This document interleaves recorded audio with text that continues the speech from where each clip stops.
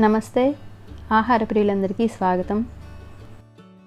మునక్కాయతో మనము మామూలుగా పులుసు తీగూర చేస్తూ ఉంటాము. అలా కాకుండా పాతకాలం పద్ధతి అయిన ఈ విధంగా పాలు పోసి చేస్తే తీయగా ఉండడమే కాకుండా కడుపులో చల్లగా ఉంటుంది. దీనికోసం ముందుగా ఒక ప్యాన్ పెట్టుకొని 1 స్పూను ధనియాలు వేసి కలర్ చేంజ్ అయ్యి మంచి స్మెల్ వచ్చే వరకు ఫ్రై చేసుకొని అందులోనే 4 వెల్లుల్లి రెబ్బలు కూడా వేసి పౌడర్ లాగా చేసుకొని పక్కన పెట్టుకోవాలి.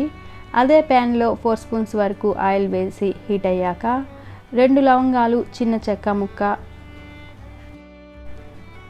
సన్నగా కట్ చేసి పెట్టుకున్న 2 మీడియం సైజ్ ఆనియన్స్, కరివేపాకు, అల్లం వెల్లుల్లి పేస్టు 1 స్పూను వేసి పచ్చివాసన పోయే వరకు ఫ్రై చేసుకున్న తర్వాత అందులోనే చిన్న ముక్కలుగా కట్ చేసి పెట్టుకున్న టమోటాలు కూడా వేసి మూత పెట్టుకొని మగ్గనివ్వాలి. టమోటాలు బాగా మగ్గి మెత్తబడే వరకు మూత తీస్తూ మధ్య మధ్యలో మాడకుండా కలుపుతూ ఉండాలి. టమాటాలు వాడిన తర్వాత అందులోనే 1/2 స్పూను పసుపు, 1 స్పూను కారం, కొద్దిగా కారం తినే వాళ్ళైతే ఇంకొక 1/2 స్పూన్ వరకు కూడా వేసుకోవచ్చు. వాష్ చేసి కట్ చేసి పెట్టుకున్న మునక్కాయ ముక్కలను కూడా అందులో వేసేసి 1 మినిట్ పాటు మూత పెట్టుకొని మగ్గనివ్వాలి.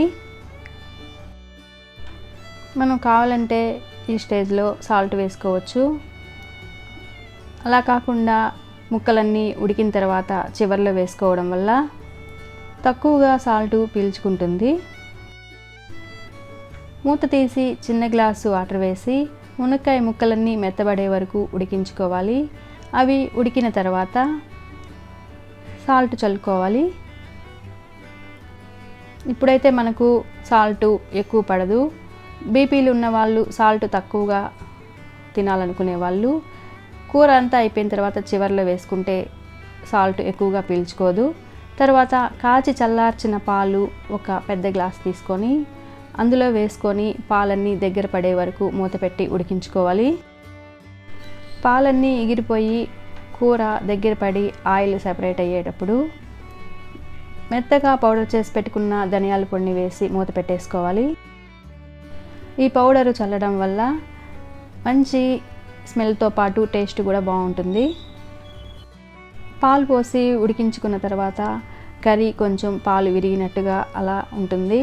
అయినా ఏం టెన్షన్ పడాల్సిన అవసరం లేదు. కూర చాలా టేస్ట్గా ఉంటుంది. మనం పాలని అలా మసాలా కూరలు వేయడం వల్ల అలా విరిగినట్టు అనిపిస్తుంది. పాలతో మునక్కాయ కర్రీ నచ్చినట్లయితే లైక్ చేయండి, షేర్ చేయండి, సబ్స్క్రైబ్ చేసుకోండి. Thank you for watching.